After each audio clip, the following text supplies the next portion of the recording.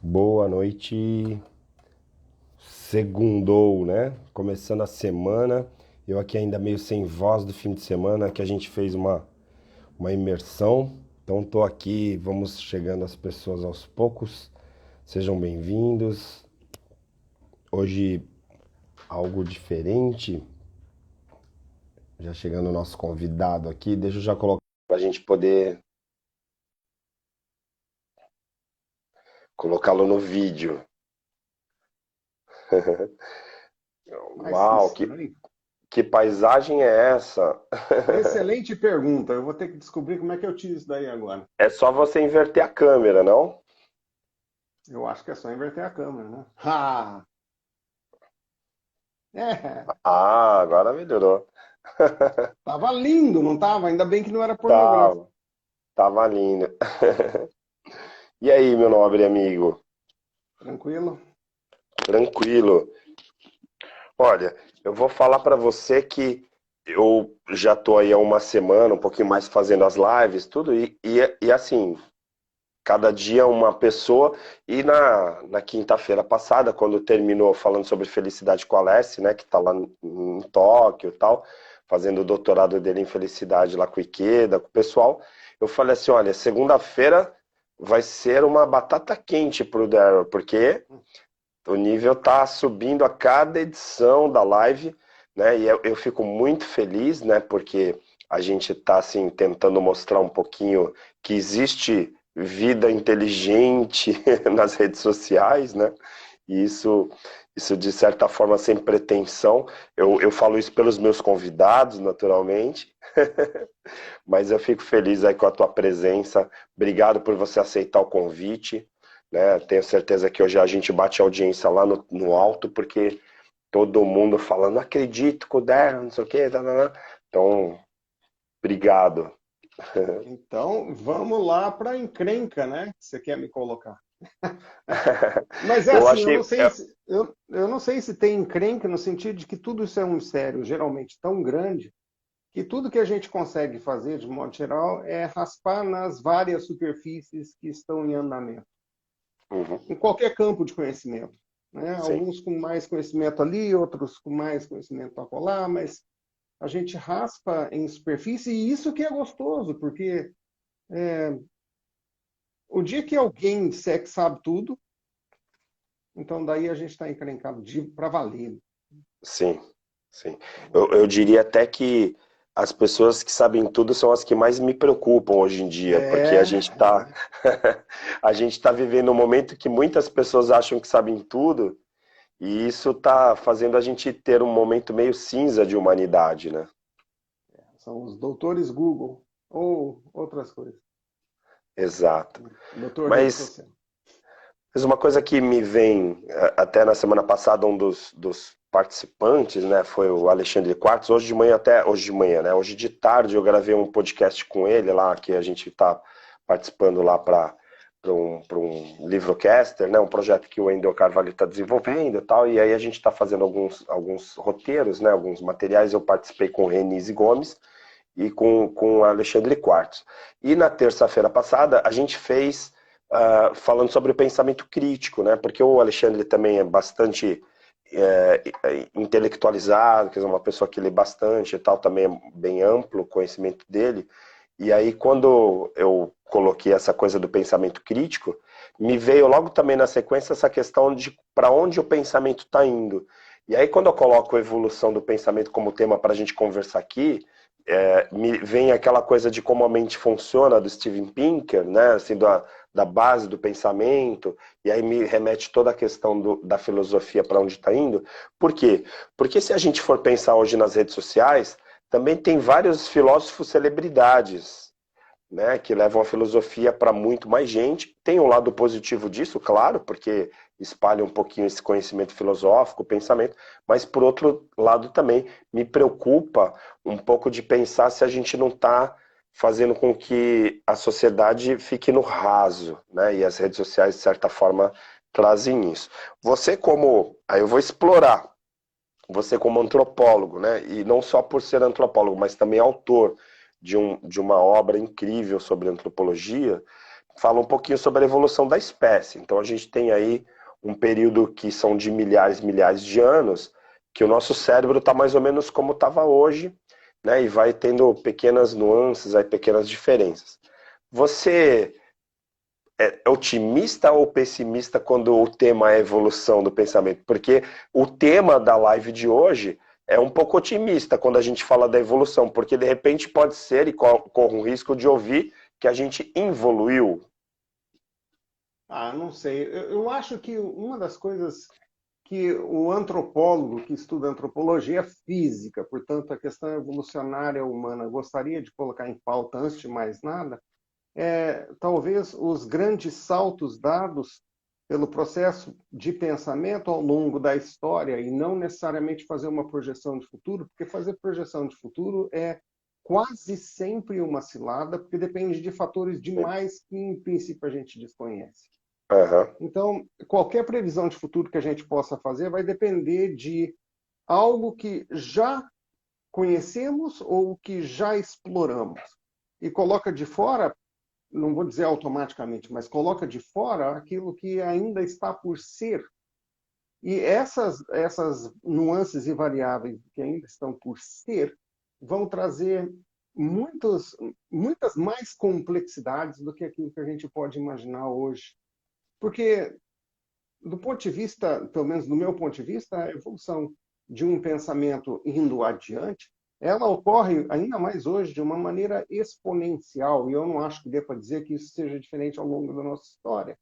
E por ser exponencial, não ser linear, a gente entra em alguns labirintos dos quais talvez ainda não saibamos sair. E talvez ainda não saibamos nem entrar nesses labirintos. Hoje, pensando na evolução do pensamento, eu me lembrei de dezenas, talvez centenas de aulas que eu apresentei sobre como grandes saltos culturais ou tecnológicos, grandes surtos culturais ou tecnológicos, estão sempre associados a grandes surtos na evolução biológica. Uhum. Então, considerando-se, por exemplo, existe um livro muito interessante chamado Pegando Fogo, Como Cozinhar nos Tornou Humanos. Então, Muito veja, bom. quem poderia ter colocado na previsão, digamos, antes de essa evolução técnica acontecer, que algum dia algum ser ia descobrir que talvez comer uma comida cozida é mais gostosa e mais acessível e mais, talvez, nutritiva do que comer um pedaço, por exemplo, de carne crua. Mas Uhum. quando descobriu-se que essa carne podia ser cozida, que ela se tornava mais fácil de comer e muito mais saborosa, e tem umas histórias, é evidente que provavelmente sejam derivadas de alguém que estava fumando uma erva muito boa antes de desenvolver a história. Por exemplo, há quem diga que alguém esqueceu um pedaço de carne numa água salgada e quando foi cozinhar aquela carne, descobriu que a carne era muito mais saborosa se marinada. Então, veja, até nisso existe uma forma de se fazer uma explicação de como que a arte da cozinha melhorou com o tempo. Mas, voltando muito antes disso, em algum momento alguém descobriu que dava para dominar o fogo, por proteção, mais provavelmente do que por cozimento, e alguém Uhum. descobriu que cozer o que se vai comer torna a comida muito mais acessível do ponto de vista do consumo de nutrientes. Isso provocou duas grandes mudanças fisiológicas. Uma Uhum. mudança na arcada dentária, muito provavelmente, porque você precisa de bem menos força para você mastigar Sim. o que você vai comer. E, Uhum. incrivelmente, aparentemente, um surto no desenvolvimento biológico do cérebro por conta da presença de uma série de nutrientes que você não teria tido acesso se o alimento tivesse cru, certo? Uhum. Então, veja, quem é que poderia ter colocado na perspectiva de longo prazo que uma invenção dessa natureza teria feito um rombo tão grande na nossa evolução do ponto de vista de como que o processo cerebral biológico poderia acontecer? E essa é uma descoberta relativamente, vou chamar de recente. É bem Sim. mais recente do que o meu tempo na universidade, certo? Uhum. Então, essa é uma colocação. Mas talvez se a gente voltasse lá para a década de 60, quando Jane Goodall começou a trabalhar na África com os chimpanzés, quando então descobriu que o chimpanzé não era aquele bichinho passivo lá na floresta, que, sabe, dependia da coleta de banana ou sei lá o quê, mas que era, na verdade, um bicho extremamente bem organizado socialmente e que comia uma quantidade absurda de carne por ano, derivada de hábitos de caça. Aí a Jane Goodall, junto com outros especialistas, diz, bom, de repente, então, a gente tem que colocar, ou a gente coloca ser humano na categoria do chimpanzé, ou a gente tem que trazer o chimpanzé para a categoria do ser humano, porque até então não se imaginava que uma criatura tão antiga poderia ter desenvolvido tecnologia o suficiente, usando ferramentas, explorando a caça, que os nossos ancestrais tinham e que nos trouxeram a ser quem somos. Portanto, quando eu pensei no conceito da evolução do pensamento, eu estava bem mais pensando neste aspecto físico, que nos levou à capacidade de desenvolver ferramentas. Uma invenção que, infelizmente, ou felizmente, não é nossa. É uma invenção que antecede ao ser humano bastante tempo. Tanto é que chimpanzés desenvolvem ferramentas rudimentares que permitem que eles possam sobreviver de um jeito melhor. Então, pensamento estruturado, nós seríamos profundamente arrogantes de dizer que somos nós os únicos e que nossa responsabilidade no planeta é derivada disso. Não é. Então, vem de bem antes. E aí, para tornar uma longa história ainda um pouquinho mais curta, se você for ainda mais para trás na evolução, você vai encontrar dezenas e dezenas, se não milhares de espécies que têm um raciocínio absurdamente detalhado e bom, como o corvo, por exemplo. Ele não está apenas executando porque ouviu dizer, ou porque necessariamente só foi coincidência que ele descobriu como usar uma ferramenta. Ele realmente cria. Ele realmente tem intuição, ele realmente desenvolve a habilidade. Vou dar só um exemplo para a gente poder passar para outra coisa. Mas olha só, então o corvo rouba uma noz. Uma noz, como é que um corvo vai abrir? Como é que o corvo abre uma noz? Ele rouba uma noz de uma loja de conveniência. Aí, o que ele faz? Ele para em cima de um poste, de um sinaleiro, e fica esperando o trânsito parar. Ele solta a noz na frente dos carros parados. Quando o sinal abre, fica verde, algum carro passa em cima da noz, quebra a noz, e ele já vai lá e pega. tranquilamente desce lá, arrasta aquela noz para a beira da estrada, para não ser atropelado, porque ele não é nem um pouco bobo, e come a noz que foi aberta pela ação de um carro. E você diz, coincidência. Coincidência? Coisíssima nenhuma, porque quando você para observar o comportamento dos primos dele, eles fazem coisas de uma complexidade que nós, como humanos, ficamos boca aberta de ver e que muitos de nós, humanos, talvez na nossa infância, jamais imaginaríamos como fazer. Certo? Então, quando se trata deste processo, que é profundamente envolvido com emoções, então a gente não pode relegar isso apenas à espécie humana, e a gente não pode apenas dizer que aconteceu nos últimos, vamos supor, 30 mil anos, coisa e tal, quando você começa a ver desenvolvimento de arte e todas essas outras coisas, porque é um processo muito mais antigo e eu diria, possivelmente mais associado ao desenvolvimento das emoções, o pensamento, o desenvolvimento das emoções, do que o oposto. O que nos coloca numa outra situação.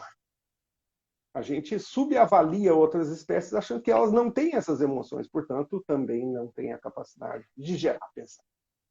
E aí entra no início do que a gente está falando, né? Quer dizer, quando você acha que já sabe tudo, você acaba subestimando a inteligência dos demais, e aí, assim, na hora que eu subestimo você, porque eu acho que eu sou mais inteligente do que você, até do ponto de vista de espécie, aí automaticamente a gente quer controlar as outras espécies, a gente quer controlar o nosso meio, e aí a gente é uma espécie que praticamente acabou com o planeta.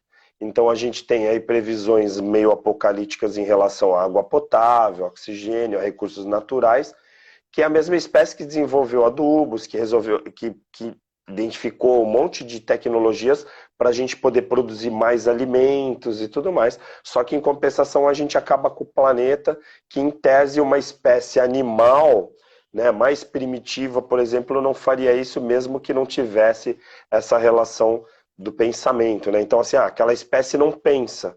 Vamos imaginar que ela é mais instintiva, mas ela, por exemplo, não vai gastar mais do que precisa e nem vai consumir todos os recursos naturais, por exemplo, como os seres humanos fazem. E aí vem a pergunta: nós estamos evoluindo ou involuindo, professor? Eu não acho que existe uma resposta direta para isso. O que eu acho que a gente não necessariamente está usando o dote que a gente desenvolveu da maneira adequada. E o que eu quero dizer com isso é não necessariamente a nossa inteligência está associada à nossa burrice. Não sei se fez sentido o que eu quis Não, dizer. fez sentido, claro, Por entendi. um lado, eu sou um animal bastante inteligente que sabe como dominar muito bem o meu meio ambiente, desenvolvendo tecnologia. E essa tecnologia me garantiu longevidade, porque fez eliminar os meus predadores principais Uhum. e me fez ser longevo, porque eu tenho medicamentos hoje, por exemplo, que permitem que um simples abscesso na boca não me mate, ou que uma infecção de um apêndice não me mate, ou Uhum. que câncer não necessariamente me mate, ou que outras espécies anteriores a nós não teriam tido a capacidade, talvez cerebral, de desenvolver, ou mesmo os próprios meios. Eu tenho oposição dos meus dedos, isso me permite desenvolver ferramentas.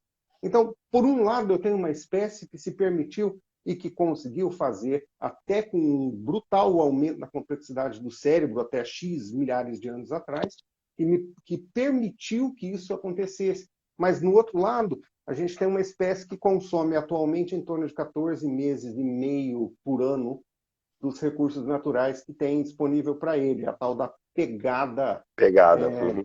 Do da nossa planeta. pegada ambiental, né?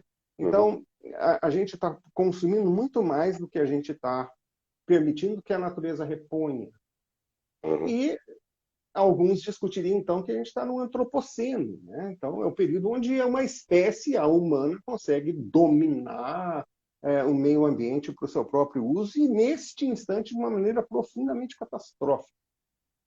Um bicho extremamente inteligente, o processo de pensamento e da evolução do pensamento não há de parar por este motivo, mas por outro motivo e por outras razões, a gente está detonando o ambiente da gente de uma maneira que não tem precedentes. E eu não posso dizer que um outro animal, como por exemplo um chimpanzé, não faria a mesma coisa se ele tivesse dotado da mesma capacidade e da mesma complexidade de processamento de pensamento como o humano. Porque tem exemplos de atitudes extremamente egoístas entre chimpanzés Espécies, e né? outros primatas em estudos laboratoriais, que eu vou te dar um exemplo. Então, chega a cientista lá com 2 baciazinhas de comida para dar para 2 primatas diferentes, colocado em 2 gaiolas diferentes. Para um, ela dá uva, que esses bichos amam.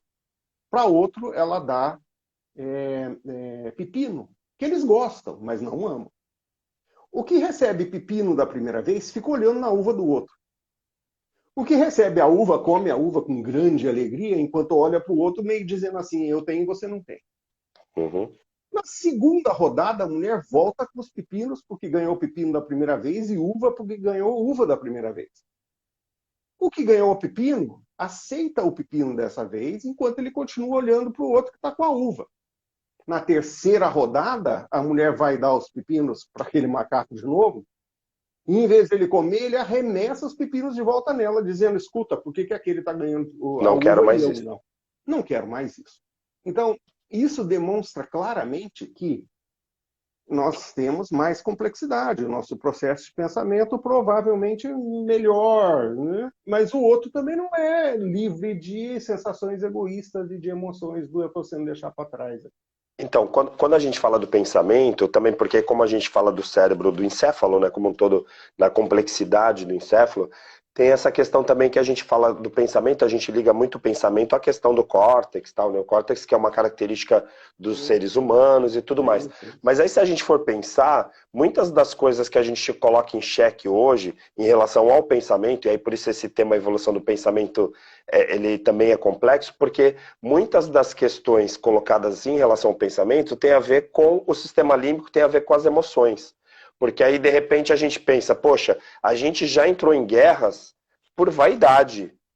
E aí, se você fosse pensar do ponto de vista cognitivo, a gente nunca entraria numa guerra, porque do ponto de vista da inteligência e aí, portanto, do pensamento, a gente não teria por que entrar em guerra por causa daquilo, mas aí a vaidade falou, não, vamos destruir aquele cara lá, ou então vamos fazer isso. Aí você vê nos ambientes tóxicos, né, nas empresas, tal, principalmente que a gente discute muito isso, a gente percebe as pessoas competindo entre si, e isso não é inteligência que está ali.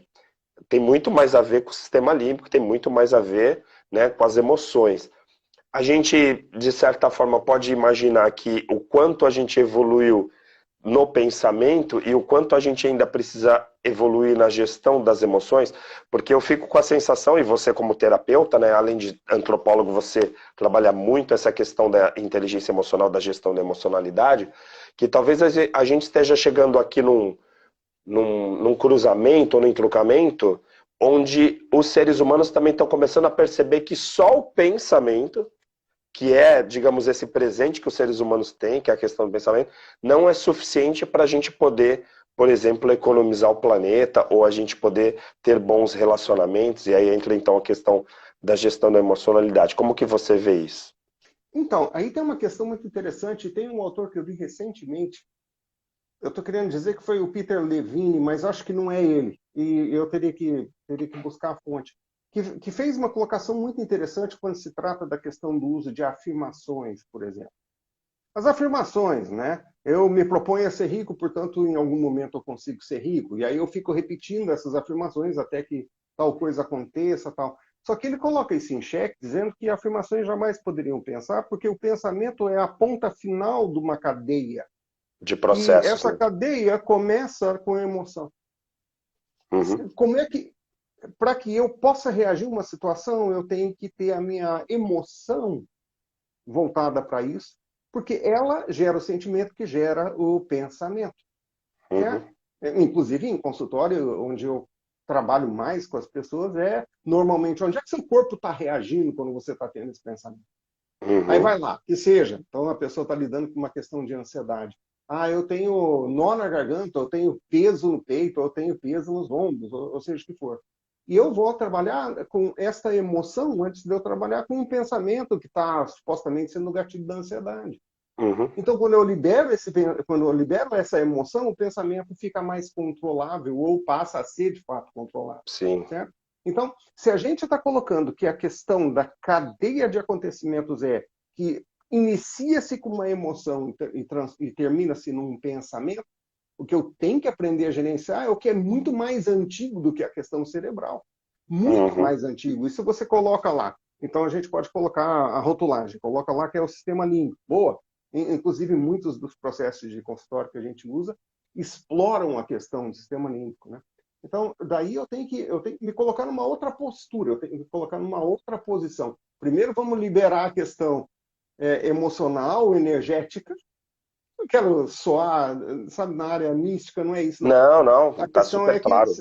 você está explorando coisas que os antigos já usavam, como, por exemplo, a acupuntura ou acupressão. Você está lidando com prana, enfim, com essas coisas que vão influenciar a forma como o físico está reagindo, não ao pensamento, mas a alguma coisa que está embutida nele, que é um pouco mais antiga do que o pensamento. Ou, pelo E, menos, que vem isso, acompanhado.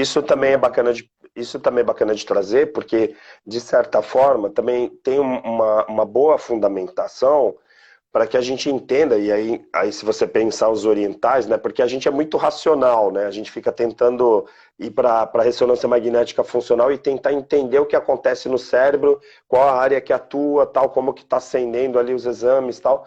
Mas você pega o oriental, quando não tinha tecnologia alguma, né? E aí quando eu falo oriental, aquela coisa dos milenares mesmo, lá na China, tal, e aí a acupuntura é um delas, mas aí vem outros.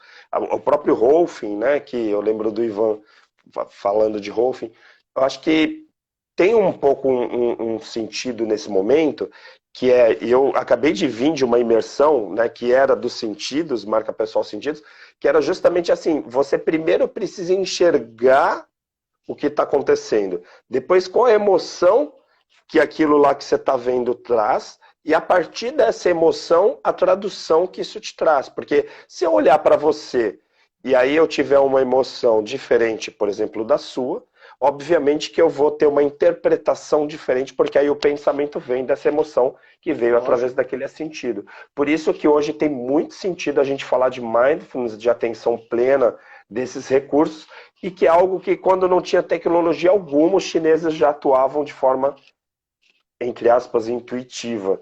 Aí a gente pode dizer que a gestão da emocionalidade é colocar pensamento nas emoções ou fazer com que as emoções possam orientar esse pensamento? E eu diria que onde a gente tem que trabalhar, agora de novo, essa é a linha que eu estou seguindo hoje. Na ausência de evidência melhor, eu diria que a gente precisa primeiro entender como gerenciar as emoções. E aí entra outras questões de ancestralidade. Não estou falando aqui de reencarnação, estou falando de Não, não, tudo bem. ancestralidade. E Uhum, quando eu falo de ancestralidade, daí eu estou falando de epigenética e epigenoma.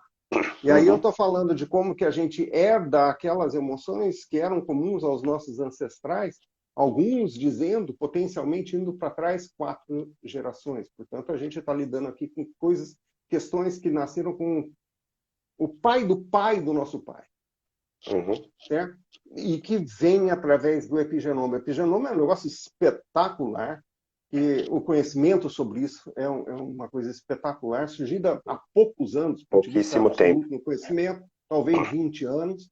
E aí o que a gente está explorando agora é uma outra questão que está totalmente fora das principais linhas de pensamento, entre aspas, mais modernas, porque as mais modernas que eu diria é mais estabelecidas, acho que é isso que eu quis dizer. Porque, Uhum. por exemplo, como é que eu posso me propor a fazer, se quiser agora falar da questão de terapêutica, como é que eu Tá. posso me propor a fazer uma cura de um processo que está acontecendo hoje com alguém, sendo que isso é enraizado possivelmente no comportamento do ancestral dele, não diretamente dele, e isso está agora impregnado no sistema nervoso dele. E quando eu tenho que voltar para as questões de infância, da primeira infância, dos efeitos adversos de trauma, por exemplo. Uhum. O trauma virou um hábito que a gente desconhece, porque ele está atuando sob a superfície. Sim. Certo? Então eu preciso tratar daquele trauma. E veja, esse trauma ele não gera um pensamento explícito, ele gera uma emoção. Então daí como é que eu lido com ele? Sendo que eu tenho que entrar em nível emocional Sim. e não. Diga-se passagem, até porque do ponto de vista do pensamento, muitas vezes há uma fuga justamente para não tentar dar significado para aquele trauma. Né? É Claro, muito comum porque isso o acontecer. trauma é traumático demais. É, Certo? exato. Eu corro risco, às vezes, de dar exemplos, mas eu tenho um caso de uma mulher que foi estuprada no mês de abril e estuprada novamente em maio de um determinado ano. Isso fazendo 30, 35 anos já. Só que só agora isso começou a voltar à superfície. O que você vai Uhum. fazer com uma pessoa dessa que morre de medo, por exemplo, de entrar num lugar escuro, sendo que a emoção que é gerada disso vem de 30, 35 anos atrás, de um evento ocorrido 30, 35 anos Sim. atrás.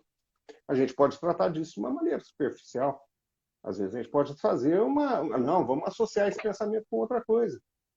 Pode funcionar por algum tempo, mas o hábito dessa emoção de décadas vai voltar à superfície mais hora, menos hora. É por Sempre. isso que frequentemente terapias funcionam no curto prazo e a questão retoma mais para frente. É muito delicado. Agora, tudo isso entra de novo na questão da evolução emocional e do pensamento. Portanto, dá para fazer uma correlação muito forte entre pensamento e emoções neste sentido.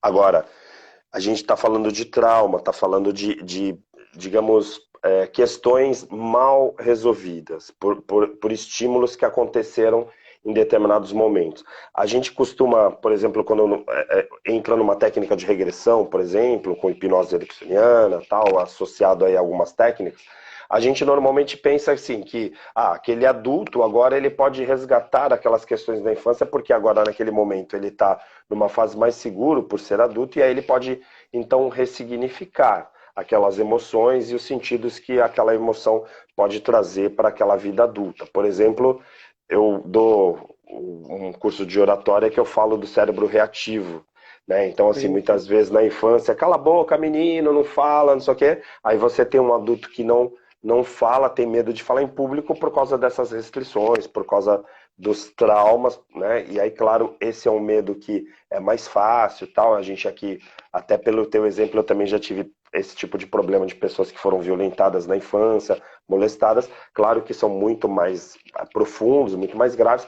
Mas se a gente for pensar, e aí por isso que eu trouxe essa questão, né, de a gente falar um pouquinho da evolução do pensamento, quando a gente está trabalhando isso, né, e aí eu falo do Darrell assim, não só o antropólogo, mas também o terapeuta, quando a gente está trabalhando isso de ressignificar, de você colocar um novo sentido para aquilo, de você perceber algo que você não percebia, por exemplo, às vezes você teve um processo de, a Silvia Malamud fala muito de sequestradores de almas, né? No momento que você teve aquele sequestro, que você perdeu, né, a tua identidade, quer dizer, tem um monte de questões envolvidas.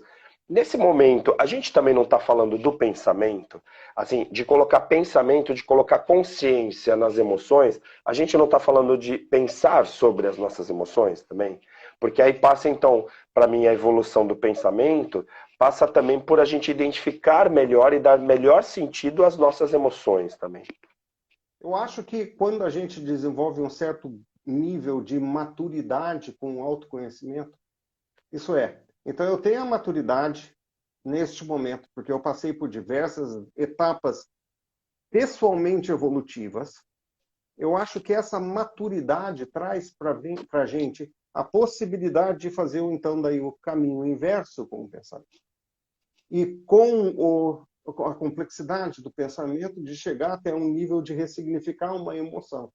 Eu acho que, Tá, mas isso é mais, eu acho, para pessoas que ganharam algum grau de experiência com um processo desse tipo. tá, Mas digamos que você esteja com uma pessoa, ou você esteja lidando com uma situação onde a pessoa tem zero autoconhecimento, não tem noção de como que o próprio corpo reage para as coisas e como que ela deveria estar olhando para isso, eu acho que o lugar mais certeiro para começar é lidando com a questão de como que as emoções se manifestam. tá, Então, eu entendi o que você quis dizer. Eu acho que, de tá. novo, depende do grau de maturidade da pessoa de refletir a respeito daquilo lá. Tá, porque É, me vem a questão, por exemplo, você sabe, eu trabalho com a questão da hipnose, por exemplo, sim, sim. e aí a técnica, tanto hipnose como depois associado com a questão da regressão, e eu sei que você também tem uma série de técnicas e de conhecimentos, tal, de práticas para você poder também chegar a essas verdades ou essas ressignificações, mas se a gente for pensar, a gente está falando de coisas inconscientes. E aí Quase sempre. ou que estão no subconsciente. Então, assim, não é uma coisa assim que você fala, olha, você lembra quando você andava de bicicleta na tua infância? Não, você está falando para a pessoa trazer uma coisa que ela não quer lembrar, porque de repente ela foi molestada, ou então ela quase se afogou, né? Tem N situações que estão lá, de repente, na infância. Eventualmente, se você coloca aqui epigenética, então pode ser que a pessoa nem tenha consciência, porque talvez nem esteja no quadro de memórias dela, nem de longo prazo, Porque porque, pertence a uma outra porque, pessoa. porque pertence a uma memória, inclusive hereditária, vamos dizer assim, se a gente pode Exatamente. dizer. E aí, na hora que você coloca o pensamento, e aí, portanto, para mim, eu relaciono o pensamento no estado no diamante, né, no cristal, eu penso na questão da consciência. Não é todo mundo que tem consciência da sua própria existência. Então, Porque aí a essa gente é a fala essa maturidade que coisa eu da estou falando. Concordo. autoconsciência. Claro, justo. E aí como Que é que o grau fica de isso? maturidade que eu estou mencionando. É o grau de maturidade com o qual a pessoa está lidando consigo mesma. Mas então você parte do princípio que, por exemplo, a autoconsciência vai partir de uma somatória de experiências que faz com que a pessoa com a maturidade tenha consciência. Por exemplo, vamos partir do princípio que quem está nos assistindo aqui é uma pessoa mais nova, ela não tem oportunidade, por exemplo, de ter essa autoconsciência, porque parte... Não, não, não.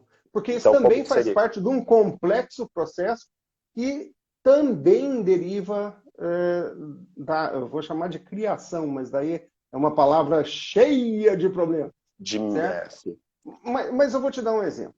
Você sabe que um dos meus assuntos preferidos é sonhos e sonhar, Sim, né? sim. Portanto, Uhum. também dormir, sonhos e sonhar. Eu tive, talvez, a enormíssima sorte de ter nascido para um filósofo. Meu pai foi, sem dúvida alguma, o que mais produziu filosofia da religião na América Latina. Não Aham, está longe de qualquer questionamento isso. Ele com certeza. escreveu um comentário versículo por versículo do Novo Testamento, outro comentário versículo por versículo do Antigo Testamento. Ele escreveu uma enciclopédia de filosofia, teologia e religião. Escreveu 12 livros de bolso, né, que seriam os paperbacks da vida. Paperbacks. Uhum. E lá eu estou, né, neste ambiente onde o que se discute na hora do almoço é de que forma as simbologias do sonho podem ser utilizadas para que você ganhe controle sobre as suas emoções.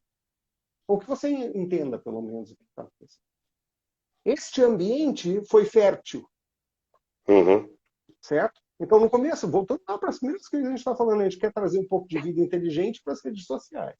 Sim. Então, e eu não estou dizendo que necessariamente esse seria, mas nem de longe, o único mecanismo através do qual você pode ganhar isso. Você também pode ganhar isso através da experiência mística. Você pode ganhar isso através da experiência religiosa. Você pode ganhar Uhum. isso através da experiência intelectual. Você pode ganhar isso através da experiência de música, por exemplo. Essas Uhum. questões nos Uhum. enriquecem profundamente e nos tornam mais perspicazes com relação ao processo.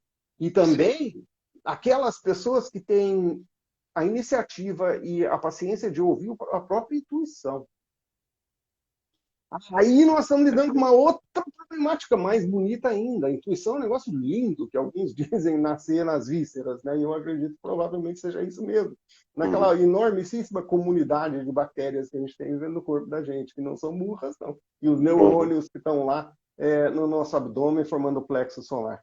Então, eu acho que é desse nível de maturidade que eu falo quando eu coloco que alguns de nós possivelmente estejam mais equipados de lá de cedo do que outros de nós que não tiveram, vamos chamar dessa sorte. Mas, dito isso, eu não acho que requer grande treinamento também para que isso seja possível. Entende? Então, talvez o que eu estou querendo dizer é que essa experiência humana é algo tão É porque multifacetário. isso me assusta um pouco, e aí vou te provocar, porque, claro, a ideia aqui é essa mesmo, né? Fazer essas provocações, mas assim, me vem um pouco na tua fala a ideia, de repente, de que então a autoconsciência também pode ser vocacional. Assim, de a pessoa ter uma vocação para a autoconsciência, de já ter uma base desde a infância. Não, porque o vocacional, para mim, quando eu ouço a palavra vocacional, eu estou dizendo possivelmente uma tendência inata de fazer alguma coisa. Isso, então, nesse sentido, Não, porque não que eu diga que seria impossível a gente ter elementos em nós que sejam inatos. Eu tá. acho que até Até temos. porque se você pegar no budismo, aí você de repente tem um menino lá de pouca idade que já é iluminado, que eles consideram iluminado. É o Aí nesse Buda. caso comprovaria essa questão do menino iluminado, é uma pessoa que tem a vocação desde cedo de ter autoconsciência. Exato.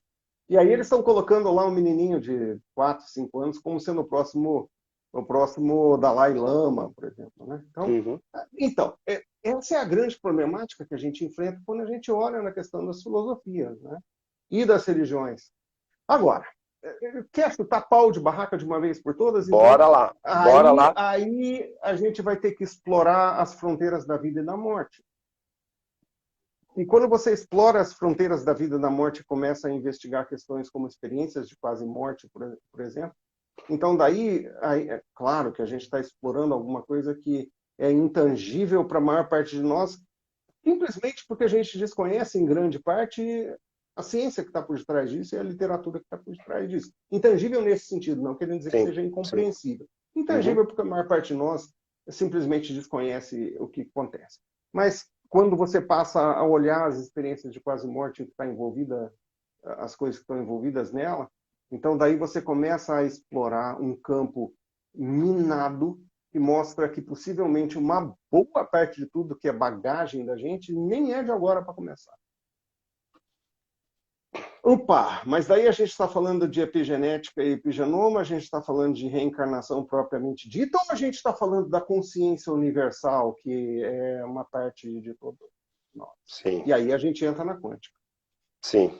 Sim. Aí é É, é campo que, minado para é que valer. na quinta-feira, eu conversando com o Alessi, ele coloca do Ikeda, e o Ikeda e o Goleman, e também o Seligman e tal, eles conversando, né, no Ocidente e Oriente, com o conceito da felicidade absoluta. A gente poderia, então, partir do princípio, dentro dessa tua visão, né, do que você coloca nesse momento, é como se a gente tivesse uma consciência absoluta e a gente tivesse acessando em diversos, como eu posso dizer, dimensões essa consciência absoluta. Exatamente. E olha, eu acho que deriva eu acho que deriva do hinduísmo em algum ponto, mas o conceito da alma-mão. A alma-mão é um negócio muito interessante, que é como se a nossa alma fosse dividida em vários tentáculos, né? E a gente está vivendo em vários corpos ao mesmo tempo, adquirindo a experiência em vários corpos ao mesmo tempo, que vai construir o nosso conhecimento global. Uhum. Fantasioso ou não é, pouco importa. Mas Sim, a é um ideia é pensamento. linda. E pode ser que se a consciência universal é dessa forma mesmo, a gente poderia de fato estar ganhando essa maturidade da qual eu estou falando, vinda de diversos ângulos diferentes. Mas eu reconheço que isso está entrando num campo, de novo, um campo minado muito amplo, Claro, por conta do claro. fato que a gente está lidando aqui com filosofias milenares que nos provocam a apresentar coisas sobre as quais a maior parte de nós nunca pensou. Sim, Né? eu gosto muito de citar o pensamento aristotélico, né? Se a gente for imaginar que durante 1.600 anos, e aí defendido pela igreja naquele momento, a questão da Sim, religião, sim. se acreditava em determinadas coisas que depois foi declarado que não era. Só que assim, muita gente foi para a fogueira porque era contra, por exemplo, a Terra ser o centro do universo, né? Quando o universo era a Terra, o Sol, a Lua, ou seja, eram poucos planetas, porque o conceito de universo era bem limitado às estrelas que, de repente, os filósofos olhavam quando eles contemplavam o céu. Só que naquela mesma época tinham os orientais, tinham os astecas, tinham várias outras culturas que já trabalhavam esse conceito, mas não eram aceitas justamente porque entravam nas questões religiosas. Aí eu te pergunto, a evolução do pensamento passa por mudanças de paradigma das crenças religiosas? Você Também, acredita que passa por aí? também, mas em que momento a ciência passa a ser religião? Agora, veja, isso aqui é super interessante. Outro dia eu traduzi um texto, eu tenho liberdade de falar sobre ele, porque ele está publicado já, mas ao mesmo tempo só em linhas gerais. É, é uma daquelas coisas de competitividade acadêmica que eu gosto de manter meio distante, né? Mas Uhum. o cara desenvolveu todo um raciocínio baseado em como o preconceito contra a mulher foi desenvolvido dentro dos laboratórios científicos que são basicamente dominados por homens. E Uhum. aí a questão toda de investigação dele era como que a questão hormonal feminina foi ignorada em prol do desenvolvimento do conhecimento da função hormonal masculina. E o conhecimento sobre a função hormonal feminina meio relegado lá, não é porque a mulher é assim mesmo, do tipo, Uhum. porque a pesquisa foi feita por homens. Sim. Então, de repente, a gente tem homens moldando o conhecimento científico a respeito do funcionamento do corpo da mulher. E A gera um mesma, conflito a mesma gigante. coisa, a mesma coisa se a gente for pensar a história do pensamento, né? Porque se a gente for pensar que a gente muitas vezes estuda filosofia, a gente está estudando pensamento masculino dentro desse ponto de vista, né? Aí a gente fica pensando, poxa, agora a gente tem a Hannah, né? Tem várias outras, né, pensadoras tal que a gente de certa forma se atualizou um pouco, mas bem pouco. Mas se a gente for pensar a própria filosofia em si, a gente por muitos e muitos séculos, inclusive, a gente estava estudando o pensamento dos homens, até porque o pensamento feminino não era nem considerado. Não era nem considerado, porque de muitas maneiras, em muitos lugares, não eram nem consideradas elas mulheres, eram consideradas seres humanos. Sim. Então, quando você para pensar em de que forma que foi delimitado a evolução da forma como a gente pensa, a gente tem que incluir este tipo de aspecto também, em particular, nos últimos 100 anos. Então, digamos, quer entrar numa questão mais fisiológica, bom, daí eu também vou te perguntar, quem é que está fazendo a pesquisa, né? Quem é que está fazendo a pesquisa que chegou a esses dados? Me fala aí Sim. quem que é responsável pelo desenvolvimento deste conceito e baseado em que dados? E Sim. baseado em que grupo de sujeitos que ele estudou ou ela estudou, certo? Não, Então, porque vê um pouco para mim, Darwin, é assim, de repente a gente está falando hoje de inteligência espiritual nas organizações, eu vou dar treinamentos e tal, e a gente fala, olha, vamos falar, inclusive vários autores hoje publicando já, sobre essa questão da inteligência espiritual, mas sempre assim, eu mesmo sou um que faço isso. Olha, eu estou falando de espiritualidade, mas não estou falando de espiritismo, ou seja, a gente tem essa ressalva sobre um campo e outro, porque a gente tem muito cuidado de não envolver crenças quando a gente está falando sobre desenvolvimento humano e tal. Só que aí, se a gente fosse pensar aqui como dois amigos, com medo depois de até ser crucificado aqui nas redes sociais por estar falando isso, né, publicamente, mas assim, como falar de cultura organizacional, como falar de cultura das famílias, se a estrutura familiar foi construída dentro de dogmas, dentro de conceitos religiosos. E aí o próprio comportamento humano está baseado no que é certo e errado, e aí a questão de princípios e valores, sempre dentro de uma estrutura de que família é o mais importante, que você tem que ser solidário, ou seja, pensamentos que estão muito baseados no conceito da religião em si. E aí quando você fala, por exemplo, de vida pós-morte, ou de repente reencarnação em conceitos, por exemplo, de uma doutrina espírita, vem super contaminado, porque é como se a gente não estivesse discutindo pensamento, é como se a gente estivesse discutindo religião.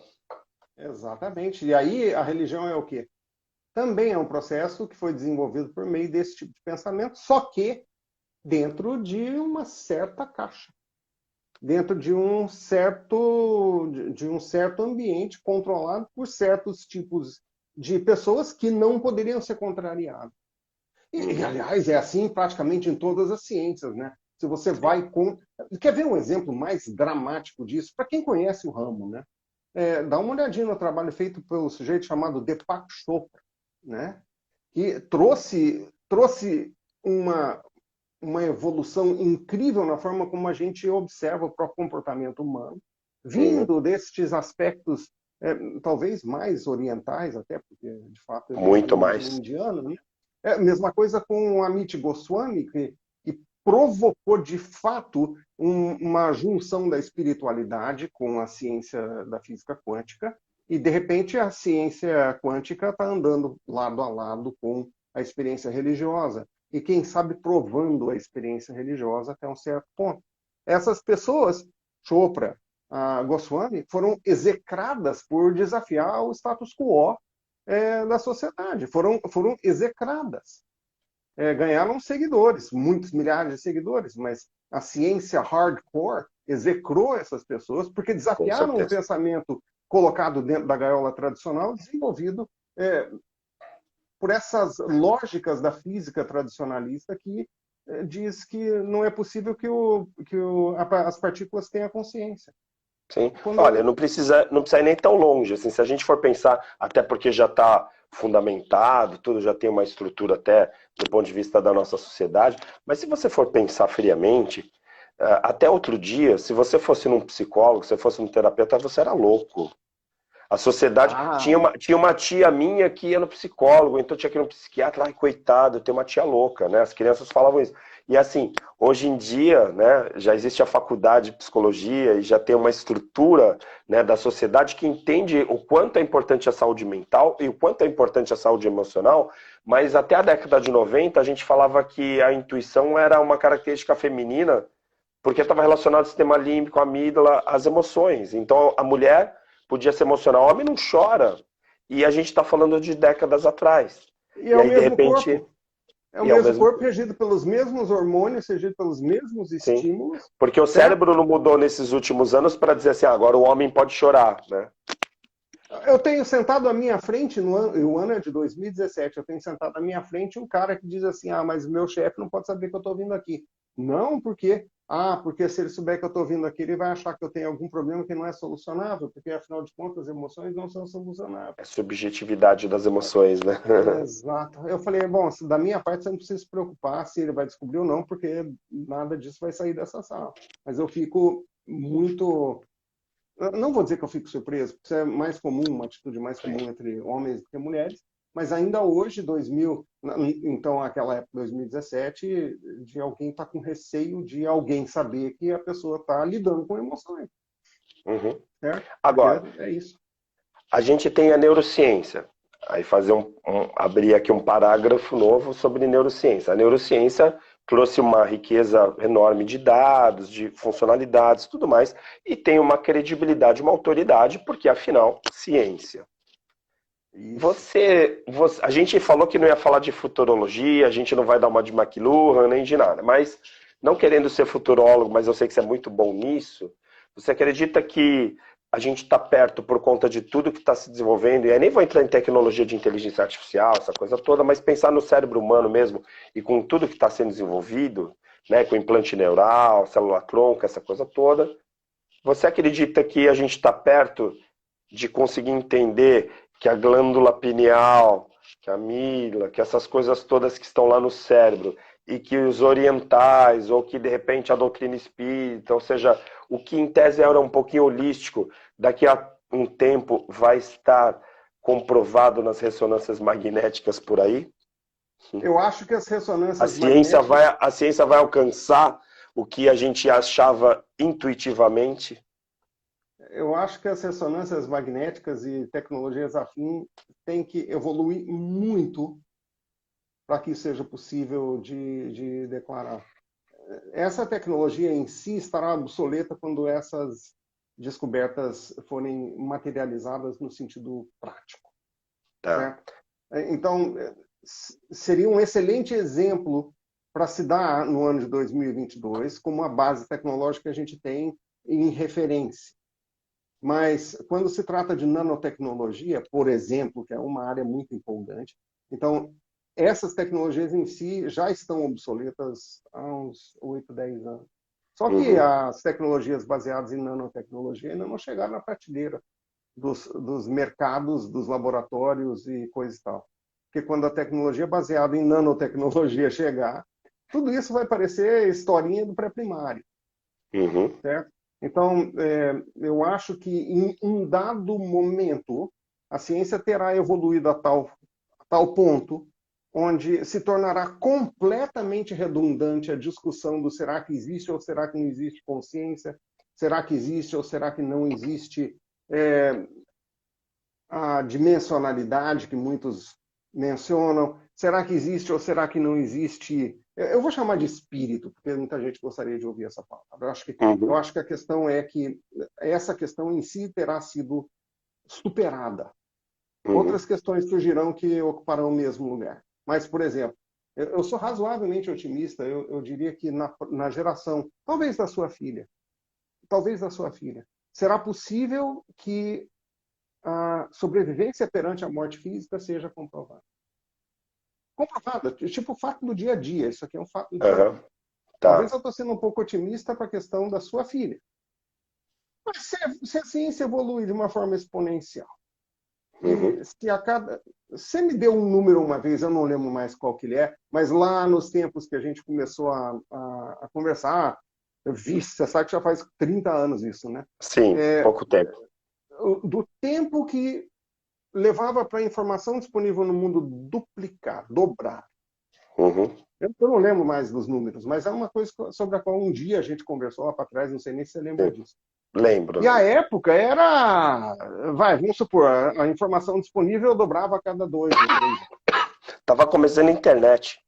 Eu estava começando a internet. A gente ia na USP, a gente ia na USP para a Universidade do Futuro, lembra? Fizemos isso. Então, naquele Fizemos. período, justamente, naquele período, a crença era que levava, vamos supor, 5 anos para a quantidade de informação disponível no mundo dobrar. Essa dobra vai levar quantos meses daqui 2 anos, daqui 5? Sim, sim. Então, qualquer coisa que eu tente fazer agora com um exercício de futurologia está claramente pisando em ovos de uma maneira brutal, porque eu Claro. não tenho como prever. Veja, observe o que aconteceu com a tecnologia da comunicação em 30 anos. Só de pegar, quanto tempo você levou para conseguir seu primeiro telefone celular? Uhum. 2 anos, esperando uma fila para entrega. Provavelmente você entrou mais ou menos ao mesmo tempo, Não, mesmo que eu eu. lembro naquela época, a gente dando aula no primeiro ano de comunicação, falava para os alunos, vai chegar uma hora que as pessoas vão receber propaganda nos seus telefones celulares, porque estava começando aqueles PT500, era um aparelho celular, mas praticamente discado, não era um smartphone. E aí você Exato. falava isso, né? Eu falava da Universidade da Singularidade, ou seja, pesquisas, as pessoas ficavam assim, nossa, que loucura, esse cara viaja, Ah, né? E, aí, e maionese, aí, maionese e aí, de pura. repente, hoje a gente fala para esses mesmos alunos assim, ó, vai vir um implante neural, vai vir célula-tronco, vai vir nanotecnologia, e de repente a gente vai poder viver 250 anos. Ao mesmo tempo, o planeta está quase acabando. Aí É vem um então essa argumento muito relação que eu forte. coloquei. O pensamento é mais forte ou mais fraco do que as emoções humanas, a ponto de repente, a vaidade, o orgulho, o ódio, fazer com que a gente se destrua antes mesmo de a gente conseguir viver 250 anos, enquanto espécie. Eu vou mencionar uma frase que me foi dita pessoalmente por Amit Goswami, o grande físico quântico, autor de, entre muitos outros, O Universo Autoconsciente, A Física da Alma, esse tipo de coisa. Ele pessoalmente me disse, numa conversa fiada, rara de se ter com Goswami, diga-se de passagem, sentada lá em torno de uma mesa que, por um acaso, ele estava lá, eu sentei junto com ele, tinha eu, mas inclusive o filho do Pierluigi Piazzi, você vai lembrar dele, Claro, o Pia, Adriano genial. Fomer, né? Então, o Uhum, filho dele é o cara que organiza o trabalho do Goswami no Brasil, né? E uhum, sentado à mesa, o Goswami falou: nós temos que ter a consciência que a consciência vai ser alcançada. Eu não estou nem fazendo não, paráfrase, eu estou dá para simplesmente entender. explicando o Uhum, pensamento dele. E o que ele disse foi que o ser humano, essa vertente dele egoísta, baseada na reação às emoções, nessa coisa de vaidade e tudo mais, em 3 gerações pode ser substituída por uma que não é assim. Contanto que os processos do ativismo quântico e tudo mais possam alcançar êxito. Agora, joga fora Goswami, vamos para Dalai Lama. Dalai Lama diz que se todas as crianças em idade escolar hoje aprendessem a meditar, em uma única mudaria geração, se tudo, né? todas as crianças soubessem meditar, a violência no mundo acabaria. Uma geração. Uhum, Com crianças em idade escolar hoje, os filhos dessas crianças abandonariam a violência. Então, é inteiramente possível que este aspecto seja realmente substituído. Agora, vamos na outra extrema, ponta extrema. Tem um psiquiatra muito interessante chamado Bessel van der Kolk. uhum, Escreveu diversos livros, dentre os quais onde ele trata da questão da fratura emocional humana. E ele uhum, coloca lá que a espécie humana é uma espécie fraturada. O que aconteceu hoje em Chicago? O cara sai atirando à toa, mata 6 pessoas. Isso virou rotina nos Estados Unidos de tal modo, porque a sociedade está fraturada, do ponto de vista uhum, emocional, do ponto de vista da sim, construção individual. A sociedade está fraturada de tal maneira que talvez Goswami e Dalai Lama possam ter razão, sim, a partir do momento em que essas tendências possam ser alteradas de alguma maneira. Então, nós vivemos numa sociedade altamente fragmentada, em que a violência é um meio para você alcançar um fim, com mais frequência do que não. uhum. E o trauma que isso embute, a quantidade de tiros e assassinatos que você acompanhou na televisão, a quantidade de tiros e assassinatos que você leu a respeito, a quantidade de violência que você vê todos os dias nas redes sociais. Por outro lado, a taxa de suicídio também, né? Quer dizer, de certa forma, também mostra o outro lado das pessoas que não estão conseguindo viver com esse Exatamente. sentimento, né? Imagine Dessa você que violência. os suicídios hoje contabilizam mais mortes do que todas as guerras somadas. E todos os Uhum. acidentes de automóvel somados, o suicídio mata mais gente do que isso por ano. Sim. Entende? Então, é muito dramático. Então, a nossa sociedade, ela precisa arrumar um jeito de se... E sabe o que eu acho? trabalho do tipo que você faz, que você tem essa abrangência com muitas pessoas o tempo todo, você está trabalhando com essas lives, você está desenvolvendo marca pessoal, você está fazendo todo esse trabalho que você, com o seu programa, Pessoas de Valor. Esse trabalho que você faz é as sementes que estão sendo disseminadas e distribuídas por aí. Certo? Então, a sua abrangência é bem maior do que a minha, né? Mas que tem esse potencial de plantar. Digamos que você tenha ontem alcançado alguém na sua imersão, que por causa do que foi dito e feito lá, vai deixar de atuar com um nível de tamanha agressividade com o familiar. Eu não sei qual é o trabalho que foi feito lá. Sim, mas foi por aí mesmo. Eu entendo. Então, digamos que isso seja possível. Você provocou ou capacitou uma mudança. É o efeito borboleta. Ou a corrente do bem, como queira, né? Mas é o efeito borboleta. Aí vem essa mudança. Aí vem uma questão para fechar, porque assim, você é um cara conhecido, e aí não tem como não falar nisso, né? Porque você não fala, pô, você teve com o Daryl e não falou, e eu sei que você está lançando agora na plataforma digital essa questão dos sonhos. Quando a gente fala dos sonhos, e a gente não vai entrar nesse assunto, eu te prometo, tá bom? Não vou fazer mais uma hora de live. Depois a gente pode fazer uma live só sobre esse assunto, claro. Tá bom, mas as pessoas não vão me perdoar se eu não perguntar. Mas a gente está falando do pensamento e a gente está falando de consciência. Tem como a gente colocar consciência nas pessoas, essa coisa que a gente está falando do autoconhecimento, através de colocar sentido nos sonhos? Porque aí vem essa coisa do subconsciente, da interpretação dos sonhos e tal. Eu sei que essa pergunta é complexa, mas você me conhece e eu sou complexo. Mas assim, quando a gente fala de vou pegar no Google a interpretação porque eu sonhei com jacaré, sonhei com cobra, não é esse tipo de leitura que eu estou fazendo para te fazer essa pergunta, porque nós dois já conversamos bastante sobre isso, e óbvio que isso digamos assim, essa internet barata, que não é o caso do que a gente está discutindo aqui. Estou falando dessa questão da consciência mesmo, quer dizer, eu vou buscar o autoconhecimento e vou buscar minha consciência através do subconsciente, através de uma boa interpretação, por exemplo, dos meus sonhos, de dar significado para os meus sonhos. É um caminho? Então, essa é uma das ferramentas. Digamos, nós enfrentamos e somos confrontados com um problema multifacetado, certo? Eu vou tão longe a dizer o seguinte, em consultório, por exemplo, eu uso isso como uma ferramenta, mas ela é só uma das ferramentas. Agora, lembra daquela coisa de maturidade que eu estava falando, que a pessoa pode se tornar mais madura com relação ao seu autoconhecimento?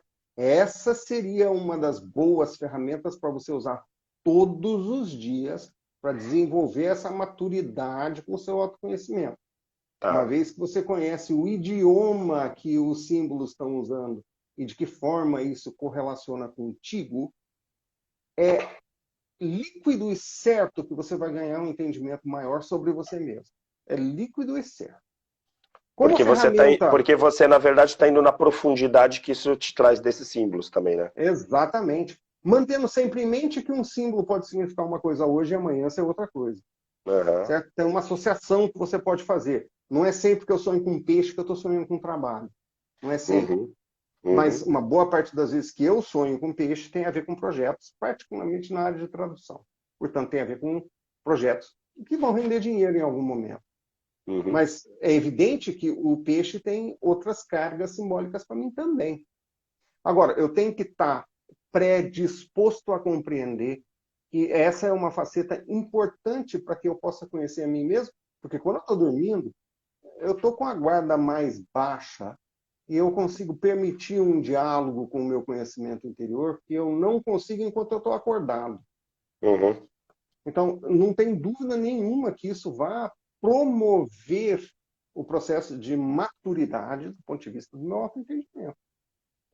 Dá um trabalho enorme, é como você aprender um idioma estrangeiro, literalmente, é como você aprender o japonês. Até ia falar, é a questão do hábito também, porque se você vai acostumando e vai trabalhando isso dentro da sua vida, dentro do seu cotidiano, você vai evoluindo também e vai refinando essa interpretação, essa leitura do que esses arquétipos ou do que esses símbolos estão trazendo para você, né?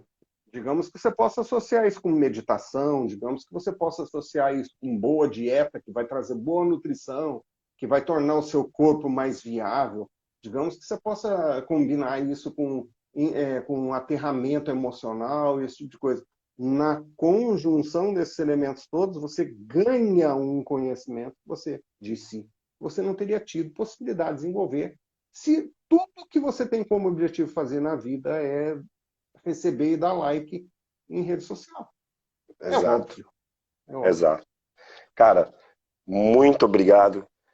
Eu não estou nem usando mais ultimamente a palavra gratidão, porque está tão batido esse hashtag gratidão, Pois que é, perdeu o né? sentido. Pois é. Eu que fui estudar gratidão, né, lá na psicologia positiva, na neurociência, um monte de coisa, né, os Pensa. processos todos. Aí hoje eu tenho que falar muito obrigado, né, mesmo sabendo que o obrigado não é gratidão na medida das proporções, mas assim, super obrigado. Eu ia pedir para que as pessoas que assistirem esse vídeo, né, que compartilhem e tal, se acharem interessante, mas que também sigam o Daryl, né, os meus seguidores possam seguir, né, e vice-versa também, quem tiver aí vindo pelo canal do Daryl para vir lá e também curtir a nossa página, seguir, para poder acompanhar. Amanhã a gente vai estar aqui com a Márcia falando sobre sexualidade, que também é um tema bastante diferente, e que, claro, a gente não vai por essa linha, né, também superficial, como a gente não foi hoje, para ficar discutindo, né, o pensamento filosófico, né? Espero que tenha sido prazeroso para quem está nos assistindo até agora. Daryl, uma mensagem final, por favor. Eu diria para todo mundo que resistiu até agora e para todos aqueles que ainda assistirão, né? Daí é um exercício de futurologia. Eu diria que talvez a coisa mais importante que você possa fazer na sua vida descansa em 5 grandes pilares. O primeiro deles é garantir bom sono todas as noites. Então está na hora da gente dormir. A segunda coisa é que a gente precisa ter um processo meditativo instalado no corpo e na mente da gente. A Uhum. terceira coisa é que a gente precisa ter dieta bem equilibrada, de preferência com produtos orgânicos de origem vegetal, certo? A outra coisa é que a gente precisa ter exercício, a gente precisa exercitar o corpo, a gente precisa exercitar o corpo. A quinta coisa é o aterramento, lidar com ansiedade, estresse e aterrar o corpo da gente. E quando eu falo aterramento, eu não estou falando de andar na praia, eu estou falando de a gente aterrar-se a si mesmo através de processo de interiorização, de levar a gente para dentro da gente mesmo, que não é só por meditação que a gente pode fazer. Então, Uhum. a minha mensagem é, quer alcançar essa maturidade do autoconhecimento? Você não usar estes pilares aí, provavelmente, a gente disse lá no começo também, a discussão vai ficar com você mesmo muito rasa. Uhum. Perfeito. Obrigado. Obrigado, gente, que acompanhou a gente até aqui. Então, fica aí o convite para amanhã às 10 horas. Amanhã a gente vai estar com a Márcia Tic, na quarta-feira com o Paulo Queijo, falando sobre programação neurolinguística. E aí a gente tem uma sequência super bacana, já tem um monte de pessoas, né, confirmadas. Quinta-feira, por exemplo, vai ser uma pessoa que você já conhece também, que é a Ludmila Rossi, que fala sobre Nossa. criatividade e inovação, né, uma super empreendedora. Então a gente está trazendo aí na live do Ari toda segunda, quinta, né, todas as noites, 10 da noite, a gente traz sempre um assunto diferente e também com uma abordagem diferente, e certamente hoje a gente elevou o nível. Eu brinco, a gente fala muito isso no Pessoas de Valor, que a gente já está numa discussão assim para quem já tem uma graduação. Aqui a gente não A fica preocupado. maturidade. A gente não fica preocupado em querer ir lá para fundamentar tal. Então, se você por acaso assistiu e não entendeu, tá tudo certo, não tem problema. Aí vai chegar num determinado momento lá, depois de assistir outras lives, de ter ido nesse caminho, nessa jornada do autoconhecimento, talvez essa discussão aqui faça mais sentido, e eu não estou falando isso aqui certamente com arrogância nem prepotência, Ah, mas por sabedoria, tá bom? Obrigado, Dero. Vamos descansar então.